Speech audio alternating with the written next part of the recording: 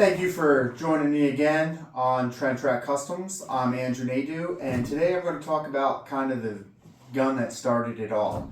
First off, I have a Facebook group. It's called Trend Track Customs, where obscurity is the norm. I originally started it because I was building this gun, and a bunch of people were interested and they were following. So I figured I would make some videos and stuff and some pictures and post it on there. Well, it ended up growing to now there's close to 16,000 members. People post all kinds of cool guns and stuff.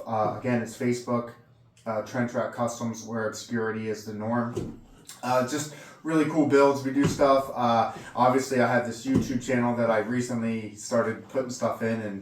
And so this is the original gun, the Trend Track. It is a High Point 1095 that I shoehorned into a wood stock that I carved. It started because I love this gun, but I hated the way that it shot. So I figured I wanted to put it in a wood stock. Nobody did it. I found like 2 pictures online of people who tried it, and none of them were successful, and I felt they sucked. So I figured I'm just going to do my own conversion. So basically, this is the original cover for it. You can see it's rough looking. It was really nice. I had it finished. I made the whole thing out of a piece of flat aluminum stock, and then I rolled it and welded it, and I did a bunch of stuff to get it this shape. But I made it a little too short, and when the slide cam comes back, it hits on here, and it bent the mounting brackets so bad that it actually pulled the bolt out. So that sucks. So I'm working on a new version for it, which I will show you. But I will make more detailed videos, how this thing works and how the linkages and all that kind of stuff works. But basically a quick rundown is I bought this as a bare blank. It was just a squared out blank.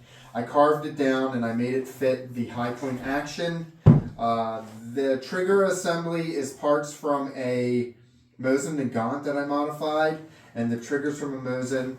This is from a Carcano. I widened it out and I took a bunch of material out of the inside of it so I could fit the High Point factory stick mags. And I also have some 1911 like 25 round mags, I think, the big long guys.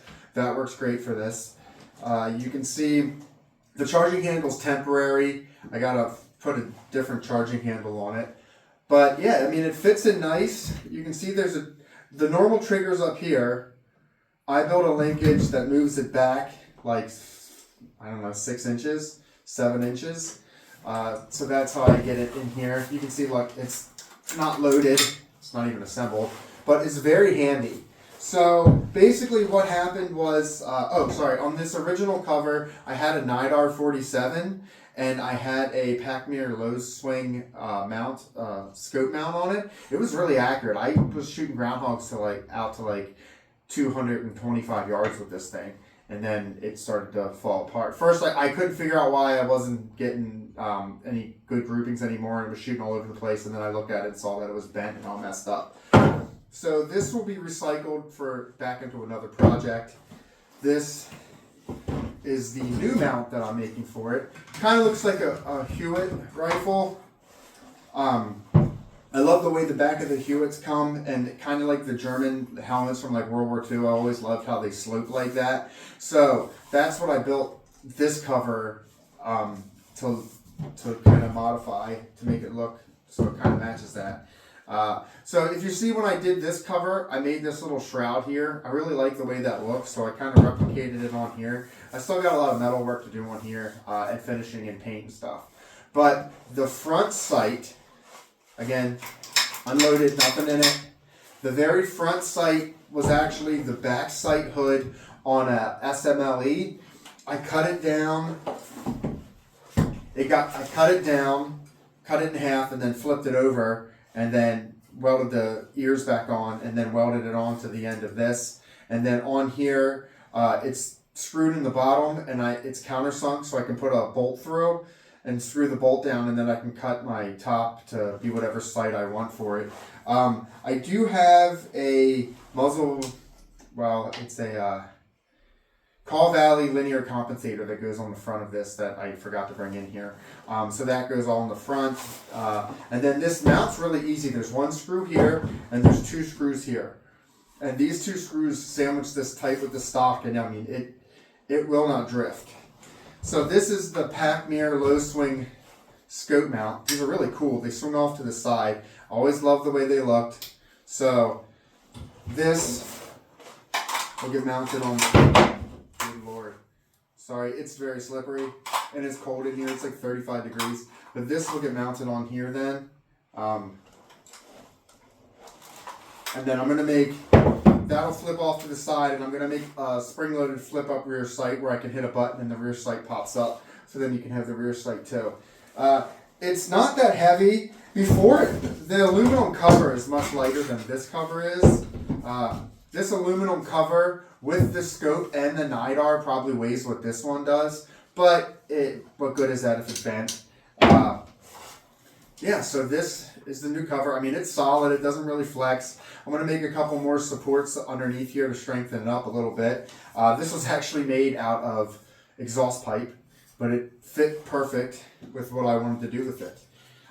So this is the trench rack, the gun that started it all. And I did, after I built it, I contacted High Point and talked to some people that worked at High Point, and they said that they've had like hundreds of people send in designs and work, and like they spent 20 years trying to figure out a wood stock that would work. What they ended up doing is hydro dipping a stock to look like wood, and pretty much people told me you couldn't do it. It would, and so I just figured, heck, you can do it, and it actually works really nice. And I tell you what, 10 millimeter has like no recoil on this thing. It shoots so nice. So this is the trench rack. Thank you for tuning in.